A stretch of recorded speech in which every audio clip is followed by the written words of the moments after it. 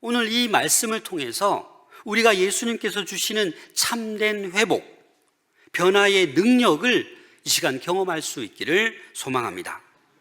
오늘 2절 말씀에 보면 예루살렘에 있는 양문 곁에 히브리 말로 베데스다라 하는 못이 있는데 거기 행각 5이 있고, 예수님께서는 유대인의 명절이 되어서 다시 예루살렘에 올라가셨습니다.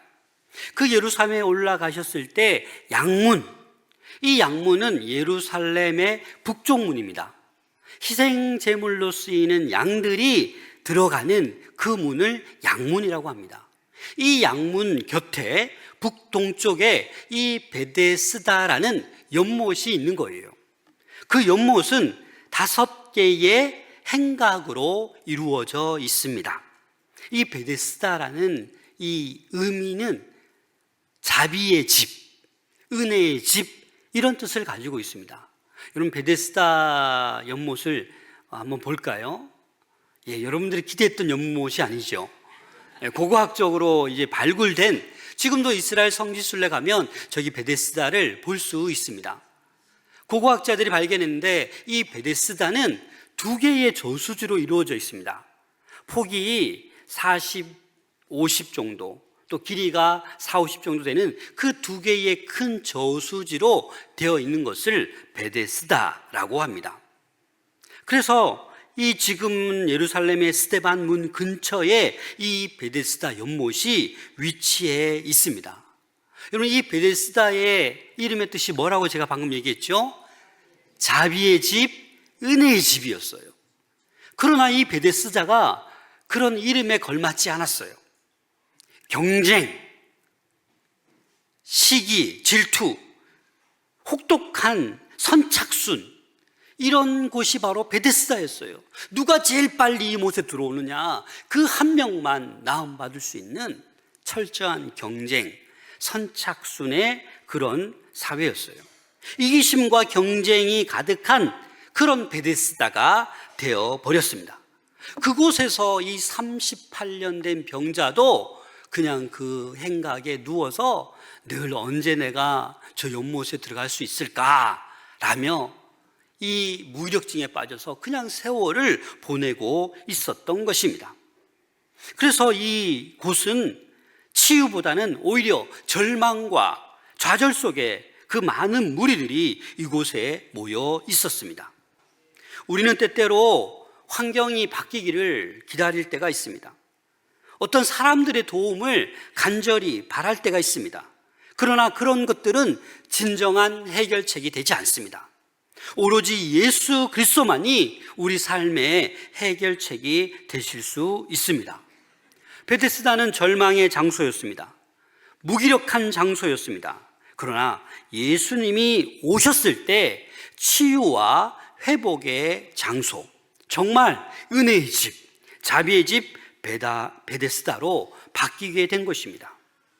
우리의 삶이 베데스다처럼 절망 속에 있다면 예수님을 초대할 때 진정한 변화가 일어나게 될 것입니다.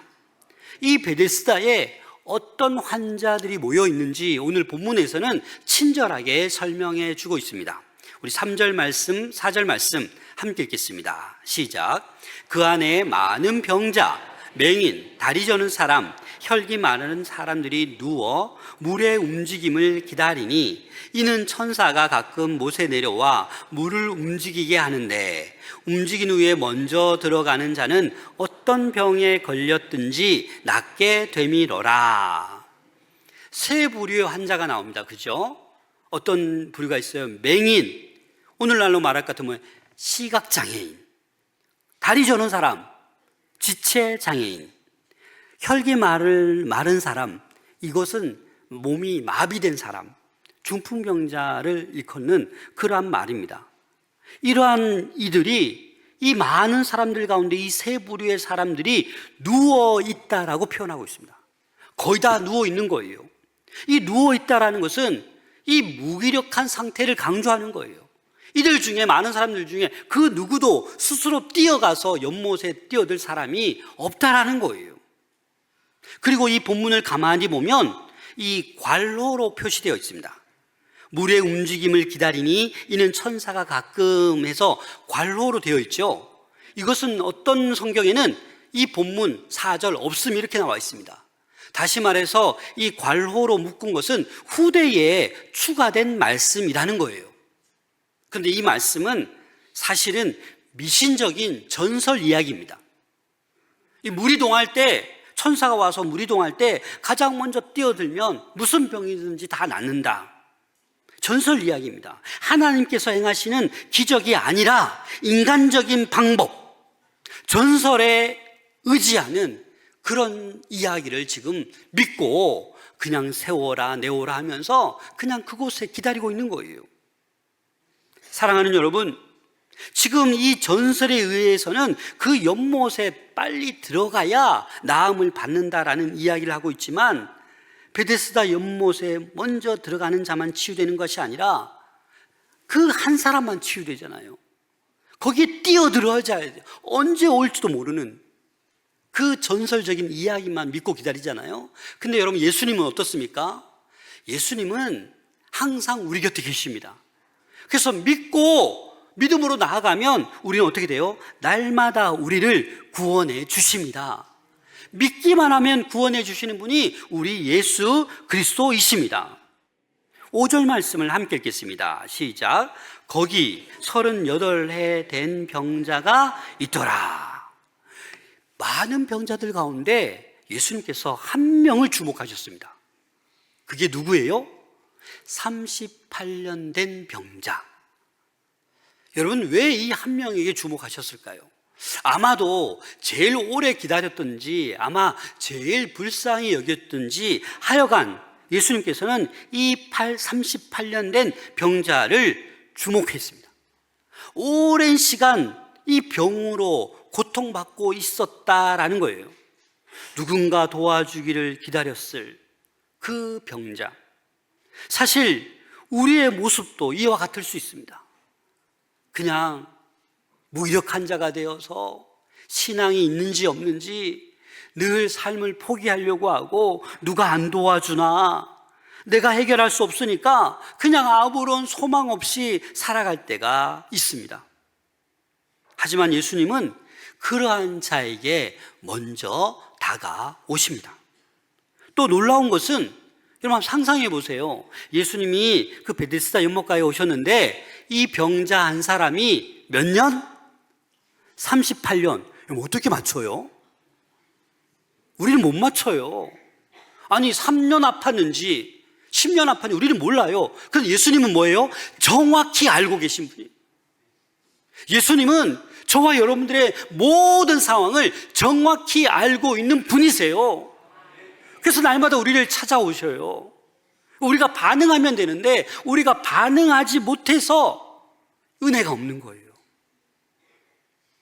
역사가 없는 거예요. 예수님 우리 형편과 사정을 다 알고 계십니다. 오늘 이 시간 병자에게 찾아오신 주님께서 오늘 이 시간 우리 모두에게도 찾아오실 줄로 믿습니다. 그래서 우리는 그 예수님의 음성을 들으셔야 됩니다. 우리 6절 말씀 함께 읽겠습니다. 시작. 예수께서 그 누운 것을 보시고 병이 벌써 오래된 줄 아시고 이르시되 내가 낫고자 하느냐. 그 누운 것을 보시고, 좌절에 빠져 있을 때, 절망 가운데 있는 이 병자, 스스로 헤쳐나올 수 없는 이 병자. 사실 우리도 가끔은 좌절에 빠지고, 야, 이런 큰 파도가 몰아닥치니까 내가 아무것도 할 수 없다, 이럴 때가 있잖아요. 그럴 때 우리 곁에 찾아와 주시는 분이 바로 예수님이십니다. 그 예수님이 이 병자에게 이렇게 말하는 거예요. 내가 낫고자 하느냐? 여러분, 이 질문에 좀 이상하지 않습니까? 아니, 38년 된 병자라고 아시는 예수님께서 뭘 그렇게 물어봐요. 그렇죠? 당연히 이 환자가 뭐라 그래요? 당연히 낫고 싶습니다, 이렇게 할 줄 알았지만 그렇게 대답하지 않습니다. 그럼 왜 예수님께서 네가 낫고자 하느냐 이렇게 물어보셨을까요? 그것은 예수님은 강제로 치유하지 않습니다. 강제로 고치시지 않습니다. 우리의 결단과 우리의 선택과 우리의 믿음을 보시고 하나님은 치유의 역사를 행하십니다. 그래서 이 38년 된 병자의 선택, 반응을 보시고자 네가 지금 낫고자 하느냐라고 물어보시는 거예요. 그 믿음을 확인하는 질문이었어요. 그런데 이 병자의 대답이 또 의외로 대답합니다. 우리 7절 말씀 함께 읽겠습니다. 시작. 병자가 대답하되 주여, 물이 움직일 때에 나를 못에 넣어주는 사람이 없어 내가 가는 동안에 다른 사람이 먼저 내려가나이다. 네가 낫고자 하느냐는데 지금 뭐 하고 있어요? 동문서답하고 있는 거예요. 본인이 지금 38년 동안 저 연못에 못 뛰어들어서 지금 다른 사람 탓하고 있는 거예요. 가족 탓하고 있는 거예요. 자신의 절망적인 상황을 지금 변명하고 있는 거예요. 환경 탓하고 다른 사람 탓하고 책임을 지금 전가하고 있는 거예요. 자기의 지금 처지를 지금 예수님께 하소연하고 있는 거예요. 네가 낫고자 하느냐? 네 하면 나을 텐데 지금 다른 탓하고 지금 다른 말 하고 있는 거예요. 의외의 대답을 하고 있습니다. 이 병자의 문제는 시선이 지금 예수님께 있는 게 아니라 연못에 가 있는 거예요. 다른 사람에게 가 있는 거예요. 우리들도 살다 보면 그 문제의 시선이 가 있을 때가 있습니다. 그러니까 문제만 보니까 늘 무기력하고 늘 낙담하는 거예요. 늘 좌절과 절망 가운데 살아가는 거예요. 야, 이거 내가 해결할 수 없네. 그러나 그 시선을 예수님께 둘 때 놀라운 회복의 역사가 일어날 줄로 믿습니다. 하나님의 능력으로, 말씀으로 치유될 수 있음을 오늘 본문을 통해 우리에게 깨닫게 해주고 계십니다. 예수님은 이 병자의 대답이 이렇게 엉뚱한 동문서답을 할지라도 이 38년 된 병자를 불쌍히 여기시고 직접 치유하십니다. 그처럼 우리가 부족해도 예수님은 은혜로 우리에게 날마다 다가와 주십니다. 로마서 5장 8절입니다. 우리가 아직 죄인 되었을 때에 그리스도께서 우리를 위하여 죽으심으로 하나님께서 우리에 대한 자기의 사랑을 확증하셨느니라. 아멘. 우리가 죄가 있었지만 그 하나님의 사랑을 확증하기 위해서 그 아들 예수 그리스도를 십자가에 못 박혀 죽게 하셨다라는 거예요. 여러분, 하나님의 은혜는 경쟁이 아니에요. 속도가 아니에요. 오직 믿기만 하면 그 은혜를 누릴 수가 있는 거예요. 여러분, 믿음이 있으십니까? 말씀을 믿으십니까? 8절 말씀 다 같이 읽겠습니다. 시작. 예수께서 이르시되 일어나 내 자리를 들고 걸어가라 하시니.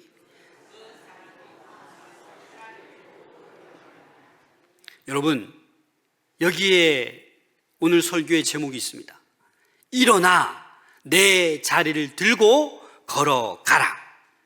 여러분, 일어나, 에게이로, 이 단어는 일어서다, 깨어나다, 부활하다 라는 의미가 있어요. 그래서 일어나라 라는 것은 단순한 육체의 회복뿐만 아니라 새로운 삶으로서의 완전한 변화, 회복을 뜻하는 거예요. 내 자리를 들고, 자리가 뭐겠어요? 가난한 사람들이 쓰는 작은 침상, 매트리스 같은 것을 이야기하는 거예요. 그 침상을 들고 가도록 명령하고 있는 거예요. 이게 바로 온전한 회복을 증명하도록 하는 말씀이에요. 더 이상 그 병자의 자리에 머무르지 말고 이제 완전히 그 자리를 들고 떠나라는 거예요. 새로운 삶이 이제 시작된다라는 거예요. 우리는 가끔 과거의 실패 속에서 헤어나지 못할 때가 있어요. 그 과거의 절망, 그 과거의 죄의 자리를 떠나야 되는데 떠나지 못할 때가 있어요. 그래서 예수님께서는 이 병자에게 내 자리, 내 침상을 들고 걸어가라. 이 걸어가라, 페리파테오라는 헬라어 단어도 계속해서 걸어가라라는 의미가 있어요. 일상적으로 생활하라라는 의미가 있어요. 그래서 38년 동안 꼼짝 못하고 누워 있었지만 이제 계속 걸어가라는 거예요. 일상적인 생활을 할 수 있다는 것을 말씀해 주고 있습니다. 9절 말씀 함께 읽겠습니다. 시작. 그 사람이 곧 나아서 자리를 들고 걸어가니라. 이 날은 안식일이니. 예수님의 말씀에 순종하니까 곧, 다시 말해서 즉시 그 자리를 들고 걸어가는 놀라운 역사가 일어나게 된 것입니다. 이 말은 예수님의 말씀에 권위가 있다라는 거예요. 예수님의 말씀에 놀라운 능력이 있다라는 거예요. 여러분, 예수님의 말씀에 능력이 있다는 것을 믿으십니까? 믿으십니까? 그런데 왜 꿀 같은 말씀을 통독 안 하세요? 그렇죠? 통독해야 된다니까요. 예배를 사모해야 된다니까요. 주일 예배, 찬양도 있고 기도도 있고 또 설교 시간도 있고, 여러분 이 말씀을 사모하고 이 들은 말씀을 한 구절 한 구절 내 가슴에 새겨야, 그 말씀을 믿어야 우리 삶 가운데 날마다 회복의 역사가 일어날 줄로 믿습니다. 모든 사람이 과거에 상처가 있어요. 실패의 경험이 있어요. 절망의 자리를 경험했어요. 그러나 그 자리를 들고 걸어가야 돼요. 그 죄의 자리를 떠나가야 한다라는 것입니다. 이 38년 된 이 병자는 경쟁사회에서 낙오자였어요. 그 38년 동안 베데스다 연못가에 있으면서 늘 꼼짝 못하는 낙오자였어요. 하지만 예수님이 찾아오셨을 때 이 낙오자의 인생이 아니라 일어나 걸을 수 있는, 새로운 삶을 누릴 수 있는 하나님의 사람이 되었다라는 것입니다. 10절 말씀 함께 읽겠습니다. 유대인들이 병 나은 사람에게 이르되 안식일인데 내가 자리를 들고 가는 것이 옳지 아니하니라. 참, 여러분 생각해 보세요. 38년 동안 이 병자, 대부분의 예루살렘 사람들이 알고 있었겠죠, 그죠? 그런데 유대인들이 지금 뭐라고 해요? 야, 축하한다, 드디어, 와, 어떻게 걷게 됐어? 환영하고 축복해 주는 게 아니라 어떻게 해요? 찬물을 끼얹어요. 그 나은 것에 집중하는 것이 아니라, 야, 지금 안식일인데 너 지금 뭐 하고 있는 거야?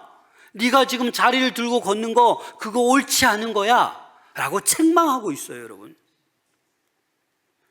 이럴 수 있습니까? 그것도 유대인들이? 여러분, 유대인들이 율법을 몰랐습니까? 아니요. 이 유대인들은 철저히 율법주의적인 사람이에요. 모세오경을 달달 외우는 사람이에요. 그런데 왜 38년 동안 꼼짝 못하고 무기력하고 날마다 누워있던 그 한 사람이 고침받았는데 한다는 소리가, 너 지금 그 자리 들고 가는 거 옳지 않다, 다시 말해서 율법을 어겼다 책망하고 있는 거예요. 유대인들은요, 이 할례, 음식 규정, 더불어서 이 안식일 준수를 너무나도 중요하게 여겼습니다. 여러분, 레위기 19장 18절 한번 같이 읽어볼까요? 시작. 원수를 갚지 말며 동포를 원망하지 말며 내 이웃 사랑하기를 내 자신과 같이 사랑하라. 나는 여호와이니라. 율법에 내 이웃을 자기같이 사랑하라고 말씀이 있어요, 없어요? 있잖아요. 그럼 유대인들도 이 말씀을 알고 있는 거예요. 그래서 내 이웃을 내 자신과 같이 사랑하라, 이 말씀을 몰랐던 게 아니에요. 알고 있었지만 그냥 이 말씀을 그냥 생각지 않은 거예요. 생각하기 싫은 거예요. 왜? 이 율법을 더 지키고 싶었거든요. 그래서 이 유대인들은 안식일에 구덩이에 빠진 양을 끌어내면서도 귀한 사람을 고쳐주는 것을 문제 삼고 있는 거예요. 할례를 행하면서도 안식일에 사람을 왜 고치느냐고 그렇게 얘기하고 있는 거예요. 그래서 이러한 것에 대한 예수님이 반문하신 기록이 있습니다. 마태복음 12장 11절 12절 함께 읽겠습니다. 시작. 예수께서 이르시되 너희 중에 어떤 사람이 양 한 마리가 있어 안식일에 구덩이에 빠졌으면 끌어내지 않겠느냐? 사람이 양보다 얼마나 더 귀하냐? 그러므로 안식일에 선을 행하는 것이 옳으니라 하시고, 예수님이 그렇게 말씀하시는 거예요. 유대인들에게. 야, 양이 중요하냐 할례가 더 중요하냐? 하나님의 형상대로 창조된 사람이 더 귀하다. 그래서 안식일에 병자를 고친 것, 그건 뭐예요? 선한 일을 행하는 옳은 일이라고 예수님께서 결정하는 거예요. 그러나 유대인들은 하나님의 형상으로 창조된 사람을 자기 몸같이 사랑할 줄 몰랐던 것입니다. 예수님은 이 안식일이 단순한 율법을 지키는 날이 아니라는 거예요. 하나님의 사랑과 회복이 나타나야 되는 그 날임을 말씀하고 있는 거예요. 예수님은 이 치유받은 병자를 보내고 난 다음에 다시 만나는 그 본문의 내용이 나옵니다. 우리 14절 말씀 함께 읽겠습니다. 시작. 그 후에 예수께서 성전에서 그 사람을 만나 이르시되 보라, 내가 나았으니 더 심한 것이 생기지 않게 다시는 죄를 범하지 말라. 다시 만났는데 뭐라고 얘기했어요? 자, 봐라, 네가 지금 나았지? 나았죠. 더 심한 것이 생기지 않게 다시는 죄를 범하지 말라. 이 말은 뭐예요? 다시 죄를 범하면 38년 동안 누워 있었지만 그거보다 더 심한 것이 생길 수 있다 없다? 있다라는 거예요. 그래서 여러분, 전혀 예수 믿지 않는 자들은 걱정할 게 없어요. 다 심판대, 다 지옥 갈 사람이기 때문에. 근데 예수님을 믿고 영접한 사람이 다시 죄로 돌아가면 무시무시한 형벌이 있다라는 거예요. 그래서 우리는 어떻게 해요? 다시 죄를 범하지 않아야 돼요. 그래서 이것은 하나님께서 예수님을 통해서 단순한 신체적 치유가 아니라 영혼의 변화가 얼마나 중요한 것인지를 말씀하고 있는 거예요. 진정한 회복은 죄에서 완전히 돌이키는 것까지 포함하는 거예요. 그렇다고 해서 우리가 매일매일 죄를 안 짓는 게 아니잖아요. 나도 모르게 무의식적으로 잘못하잖아요. 미워하잖아요. 원망하잖아요. 그래서 우리는 알게 모르게 지은 죄까지도 날마다 하나님 앞에 다 토해내고 회개의 기도를 해야 되는 거예요. 우리 가운데 과거의 상처, 실패, 두려움 속에서 주저앉아 있는 성도들 있습니까? 열심히 살았는데, 열심히 신앙생활하고 기도했는데 지금 현실 앞에는 절망밖에 없는, 참 무기력하다, 내가 할 수 있는 게 아무것도 없구나, 이런 상태에 계신 분들 있습니까? 그게 질병이든, 그게 우울증이든, 그게 관계의 문제든, 그게 불면증이든, 그게 뭐 여러 가지 아픔이든, 그런 현실에 놓여져 있는 분들이 계십니까? 괜찮습니다. 예수님께서 일으켜 세워 주실 줄로 믿습니다. 38년 된 병자처럼 문제를 바라보지 마시고 예수님을 바라볼 수 있기를 소망합니다. 그 현 상황을 원망하는 것이 아니라 말씀에 순종할 수 있기를 소망합니다. 죄 짓지 말고 날마다 싸워나가며 거룩한 삶을 살아낼 수 있기를 소망합니다.